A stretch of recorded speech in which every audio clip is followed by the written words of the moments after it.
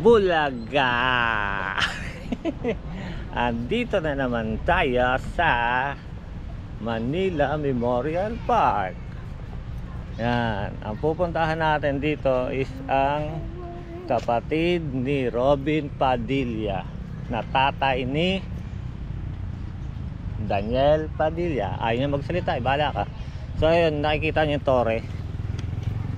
Yan yung palatandaan. Yung tore na yan. Sa hindi, ewan ko kung ano ilalim yan. Pwede naman natin tignan, di ba? Oo, palang bagyo. So yun. Silip ko yan yung ano na. Dito kasi naupo. Oo, kasi. Ang grabe ang taas. Ay, sa taas. Oh. Yan yung parang pinaka ano. Oo. Oh. So tara. Ayan, doon. Ayun no, sa kabila. Oh, siguro. So tara guys, akitin na natin doon kay Royet. Tingnan natin. Malay mo, nandun yung ano, pamilya. Makita natin. Kita natin makakita. Dito pa kasi wala pang laman. Makita tayo ng artista dito. Yun oh, ginawa nilang ano, di ba? Ginawa nilang slide. So, sabi na pagtanong ako nung dati, wala raw eh. Wala raw na alibing rito oh. Slide ka ba? Ito lang. Diba?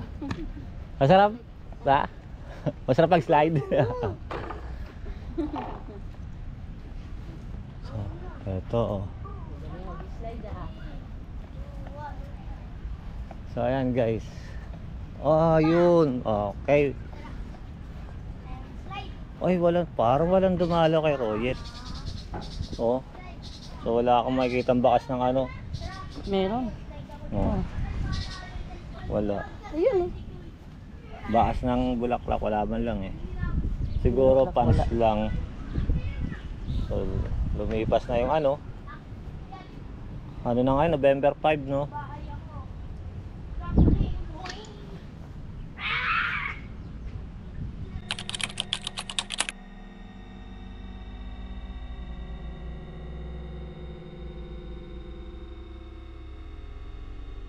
Ha?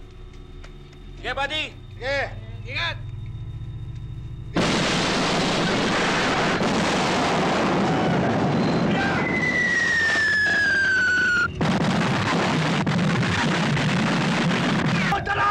Hunter, go ahead! Sa likod! Sa likod! Go ahead, Mista! Basta, andito kami sa Ichiko. Andiyan na kami! Andiyan na kami! Ano ba kita ilog? Tao sa likod! Basta! Walang blocking force sa Muslim! Martinez! Full speed! Bilis! Mista! Mista! Mista!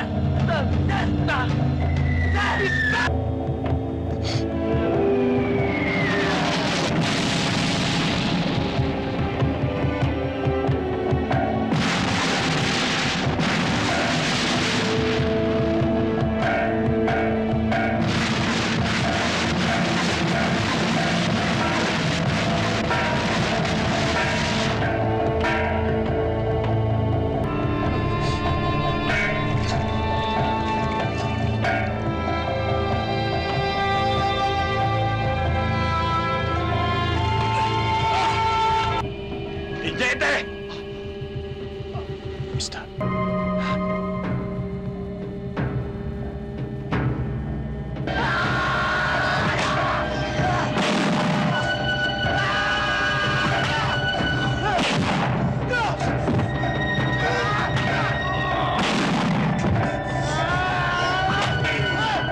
Sumabay saan? Of loving memory of Royet and ano, Jane. Yan. So ito, pag-akit ko ng ano, ito pala tandaan no, yung tore na to. Iilan pa lang naman ang nakalibing rito eh. Hindi. Kaya lang pagka ano, no, kailangan mo talaga, may tirik na tirik talaga ang araw eh. So guys, tara, palipad tayo ng drone. Kaya ito, dala-dala ko yung drone ko. Palipad tayo.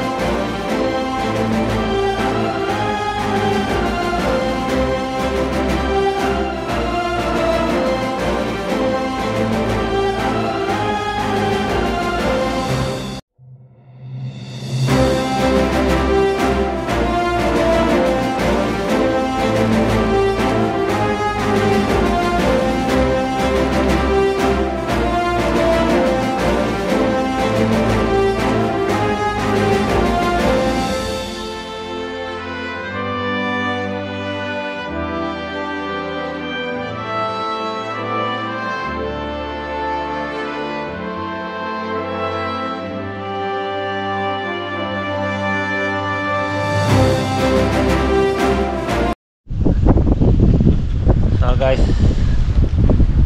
nandito pa rin tayo ngayon sa Manila Memorial Park. Galing tayo dito kay Roy at Padilla. So bababa lang tayo rito sa Torre. Tapos pagbaba mo, bandang right side, kanan po. Guys, sa totoo lang, dito, kanan. hindi ako adik.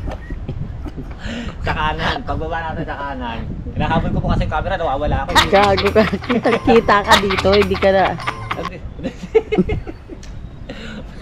Basta pagbaba po natin ng hagdan, lalakad po tayo doon sa bandang kanan. So may ilalim po na itong puno na to. Tara, papakita ko sa inyo kung saan puno yun. Ito dito kay banda kay Jill. Ano pangalan doon? So siya yung rapper na binaril sa Cavite. Ang pagkakala ko love triangle yun eh. Tapos dati rin siyang na-involved sa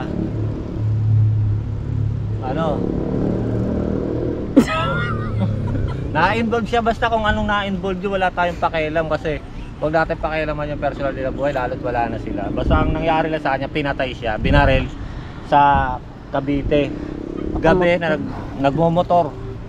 So 35 years old siya noon nang binaril siya.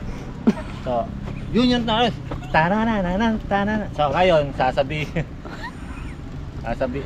ko na sa inyo totoo matagal ko po itong itinago. Ngayon ko lang ibubunyag to. Kasi lumabas po yung anak ni Francis Magalona ng 15 years. Mas matagal ko rin naman po yung itinago na anak rin po ako ni. So mamaya ko na sa inyo sasabihin kung gaano katagal. Ito po. Dito tayo dadaan. So si Lil Jam po ay binaril sa Imos, Cavite noong linggo ng hapon sa barangay Kasartagan, Bago El Imos. Ayon kay Police Lieutenant. Sinong lieutenant yun? Hindi ko na alam. Bahala ko na. Alam mo yung lieutenant, kakasuhan mo ba yung lieutenant? Hindi ka ba sila pwedeng kasuhan? Binaril. Hindi, binaril. Ayon sa lieutenant. Nandito siya, tingnan natin ito na, tama yan. So may dumalo na po.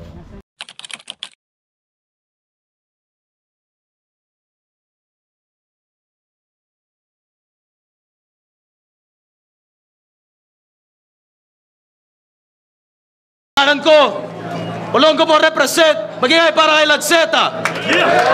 Anak walang ginagawa sa may himala, nakaasap ang ina nyo. Amura na masarap pa sa lasa, init at sala sa lamig na balimbing. At sasalang ina ko pa. Balik ka, Olongo po, putang ina. Patay itong kalaban ko.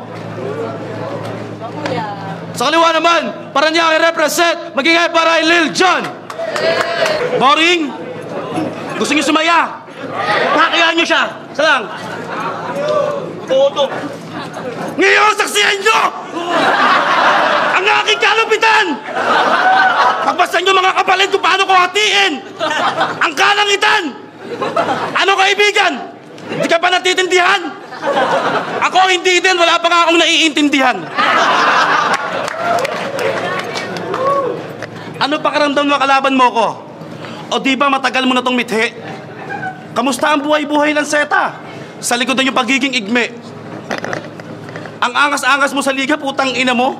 Palansela, seta ka pang nalalaman. Igme ka lang pala sa inyo. At siyang ganalgal mong boses, nakaka-bad trip na talaga, gago. Alam namin may sakit kang TV lanseta, pero bakit boses mo? Radyo. Pero ang totoo, di ako sa'yo nakikipagbiruan. Di ka ba natutuwa? Ang daming sports dyan, ikaw pa napili ko paglaruan. Yun, dumalo na. So ngayon, pinakita ko na sa inyo picture. Sasabihin ko naman po sa inyo kung yung tagal po na itinago namin. Tara, lakad na tayo doon sa motor. Kasi ba, hindi pa malaman nila. Malaman nila. Chismosa. Simple lang yan, makikinig yung mga yan. Dito tayo. Kasuhan ka ni Lil Jon.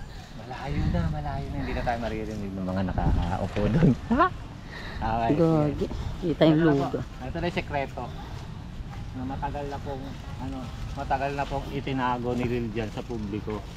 Ngayon na wala na po siya. Matagal po ako na nahimik nun. At kasama po ng aking ina. Ito po. Siya po ang kasama at siya po nakakaalam po talaga kung gaano niya ako katagal itinago. Yan. Mga almost, grabe. 25 years. Kung 15 years kay Francesca na anak siya ni Bagalona, ako po 25 years. mga 3 days po. 3 days po yun, hindi nga kami makatulog dun eh. Tapos yung nabalitaan namin na nabaril, so hindi kami makatulog na. Ito po ang aking ina. Wawa naman yung Ayan po, so yun po, nakita nyo na po ha. So 3 days po namin itinago yun. Yan ang wala ka sa ano. 3 days namin itinago yung sekreto na yun. Kung wala na siya, hindi siya nabaril, hindi po mabubunyag to sa publiko. So panoorin nyo po itong video na to para malaman nyo talaga ang sekreto at tunay na buhay ni John Ross aka Lil Jan.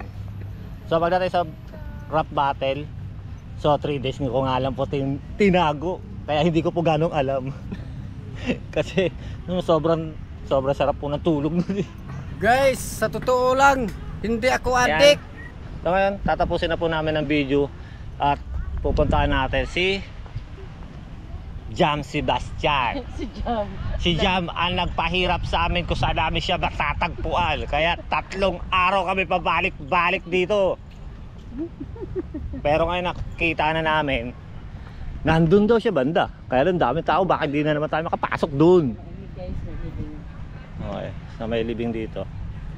So, kita-kita tayo doon kay Jam Sebastian. Tara, alright. A few moments later. Ito guys, pupunta tayo kay Jam Sebastian. Samahan tayo ni nanay.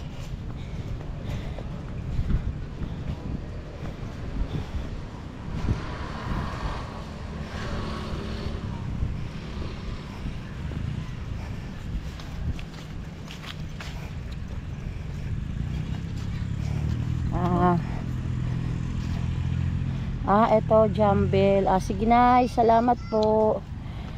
Ito po siya guys. Kasi alaga ko, ito alaga ko eh. Kaya alam ko eh. Okay po. Salamat nay.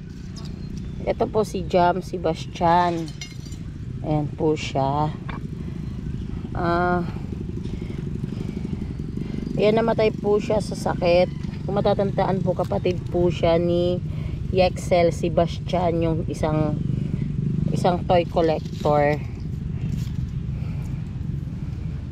Ayan po. Jambel Sebastian. March 20, 1986. Namatay siya ng March 4. Bali 16 days magbe-birthday siya. Ayan po guys. Yung ibang details po lalagyan na lang natin sa i-add na lang natin, lalagay na lang natin same po. Search natin kung ano pa po ang mga nagawa ni Jam. Isa rin po siyang content creator, vlogger. Namatay po siya sa sakit na cancer. Nakipaglaban, hindi kinaya ng katawan. So yun guys.